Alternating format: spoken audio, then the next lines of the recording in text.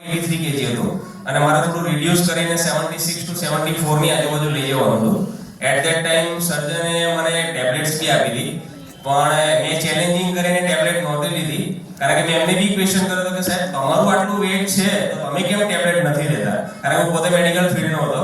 એટલે એમને મને એવો આન્સર આપ્યો હતો કે આ ઓનલી ટેમ્પરરી છે, આનો પરમેનન્ટ ઇલાજ માટેની ટેબ્લેટ્સ નથી.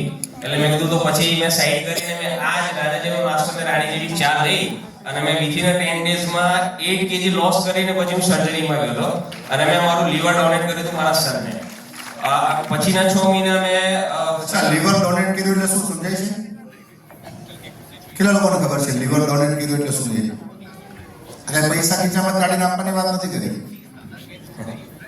લીવર ક્યાં આવેલું હોય? ક્યાં હોય આપણને એ ખબર નથી. એક લીવર ખરાબ થાય અને નવું લેવું હોય, આપણને પપ્પાએ દીકરાને ડોનેટ કર્યું, પણ બહારથી લેવું હોય તો કેટલાનું થાય? ઓવરઓલ એક્સપેન્સ છે ને સાહેબ 35 થી 40 લાખ છે જો તમે લિવિંગ ડોનર હો. અને લિવિંગ ડોનર ના હોય તો ફર્સ્ટ ઓફ ધ બહુ એની પ્રોસેસ બહુ લાંબી છે. કેડેવરમાં તમારે રજીસ્ટર કરવાનું અને કેડેવરમાં બહુ લાંબી એનું છે જે તમને નોર્મલ 5 થી 7 વર્ષમાં નંબર લાગતો જ નથી. અને તમારે જે પછી એક થર્ડ પ્રોસેસ રાઈટ નાઉ એ છે કે તમારું આખું બ્લડ જે છે ને એ ચેન્જીસ કરીને કરે, એટલે એની ઓલમોસ્ટ ડબલ કોસ્ટ થઈ જાય. સાહેબ તમારામાંથી કેટલા લોકોને તમારા આખા પરિવારમાં આખા ખાનદાનમાં કોઈનું લીવર બગડે છે એવું કરવું છે? કોણ શીખડાવશે આ?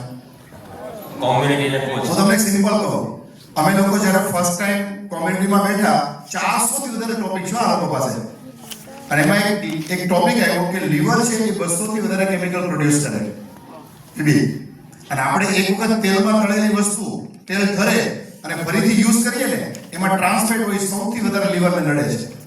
બીજું જે લોકો પીણા પીવે છે, વ્યસન કરે છે તો નડે જ છે, પણ આ પણ આપણા ઘરની અંદર છે નડે છે. તો મને એટલી સમજાણે કે મેં મારી બાને કીધું કે આપણે ભજીયા તળીએ, પૂરી તળીએ તો તેલ વધે ન કરીએ કે ફેંકી ન દેવાય. મેં તો કા તેલનો ડબ્બો તો લોકો કેટલાનો આવે? મેં 3000 રૂપિયાનો શું ફરક પડી જાય? તો અમે અત્યારે મોટા જે તેલ વધે ને નાખી દઈએ ગટરમાં, વધ્યું હોય નહીં ફેંકી દઈએ. એનાથી મોટો ફાયદો એ થયો કે બહુ તળવાની વસ્તુ હતી બંધ થઈ ગઈ, એની બદલે ફ્રૂટ્સ, બાફેલી વસ્તુ એ બધી બનવા માંડી. બીજું કે હું બહારથી નાસ્તા લાવતો હતો તો એણે મને બોલાયો, મને કે આ તું ઘરમાં નાખી દેશે કે આ તારા દાદા કેટલા બદલે છે તેલ, તારા મામા થાય છે? મેં તો ના. તમારામાંથી કેટલા લોકો ગાંઠિયા, ફરસાણ, ચેવડા, ચવાણા, વેફર બહારથી લાવો છો? બંધ થઈ ગયું. કોની દુકાને લાવો છો? એ લોકો તેલ ક્યારે બદલે છે? અચ્છા, આ કોણ શીખડાવે બધું? આ કોમ્યુનિટીમાં મને છે ને કોઈ પણ કહે ને કોઈ ખબર ન પડે, એનો કોઈનું માનવી નહીં. સાહેબ ભાવનગરની કોઈ પણ દુકાનનો ગાંઠિયો લાવીને આંખ બંધ કરવાની અને મને મોઢા મૂકવાનું, તમને કહી દઉં કે કઈ દુકાનનો ગાંઠિયો છે અને કેટલા દી પહેલા બનેલો છે એ કહી દઉં. હા, આ લેબોરેટરી હતી એટલા બધા તો ગાંઠિયા ચાલી ગયો છું, પણ જ્યારથી સમજ પડી ને ત્યારથી તળેલી વસ્તુને અવોઇડ કરીએ છીએ. આ ખાઈએ છીએ, મજા હોય અને એકદમ આપણને લાગે કે સેફટી છે અને આપણને દેહ મળ્યો છે તે ખાઈ પીને મોજ જ કરવાની હોય કે નહીં. તો આપણે સાહેબને પ્રશ્ન પૂછવો છે કે સાહેબ તમે આટલા બધા હોશિયાર વ્યક્તિ છો અને તમારા ઘરની અંદર આ પ્રશ્ન થયો તો તમે ડોનર પોતે અને તમારા દીકરાને તમે જે લીવર આપ્યું છે તો તમે આ રાજા જેવો નાસ્તો અને રાણી જેવી ચા પર આટલો બધો ભરોસો કેમ ન કરો છો?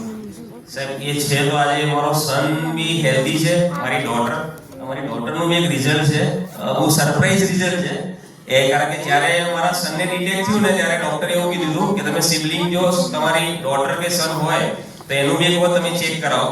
તો મારી જ્યારે ડોટરનું ચેક કરાવ્યું ત્યારે ડોટરને બી વિલ્સન ડિસીઝ ડિટેક્ટ થયું હતું અને એ વખતે ઓલમોસ્ટ એને 8 to 10% વિલ્સન હતું જ એને. જ્યારે સનનું 88% હતું ત્યારે એને 8 to 10% હતું. રિસન્ટલી એનો રિપોર્ટ છે આ 22 જાન્યુઆરી 2026, ત્યારે એનું એસજીપીટી જોશો તમે હાયર છે, એસજીઓટી હાયર છે, અલ્કાલાઇન બી 359 રાઈટ નાઉ. એના પછી અમે રાજા જેવો નાસ્તો ને રાણી જેવી ચા પીવાનું ચાલુ કર્યું. અત્યારે આ 5-4 દિવસ પહેલાનો રિપોર્ટ છે 12 June 2026, SGPT is control, SGOT control. Even એક મેં વિડિયો કન્સલ્ટિંગ કર્યું, મારી હોસ્પિટલમાં તેની ટ્રીટમેન્ટ ચાલે છે. ગુજરાતમાં કોઈ ડોક્ટર જ નથી વિલ્સન ડિસીઝના, મારી બોમ્બે ટ્રીટમેન્ટ ચાલે છે. તો એ ડોક્ટર ઓલસો સરપ્રાઈઝ કે ભાઈ આ કઈ રીતે થઈ ગયું. એટલે આ રાજા જેવો નાસ્તો ને રાણી જેવી ચાના લીધે જ આ થયેલું છે. અને મારા ઘરના દરેક મેમ્બર અત્યારે લઈ રહેલા છે. મારા ફાધર, મધર, મારા ફઈ, ફુવા, ઇવન મારો બ્રધર રાઈટ નાઉ કેનેડા છે. ફૂલ ફેમિલી રાજા જેવો નાસ્તો ને રાણી જેવી ચા લઈ રહેલા છે. સાહેબ, અમારે મોટા ભાગે આ કાઠિયાવાડી વર્ગને એક તકલીફ એ છે કે અમે કોઈ પણ વસ્તુ કરીએ ને એટલે આજુબાજુના લોકોને પૂછીએ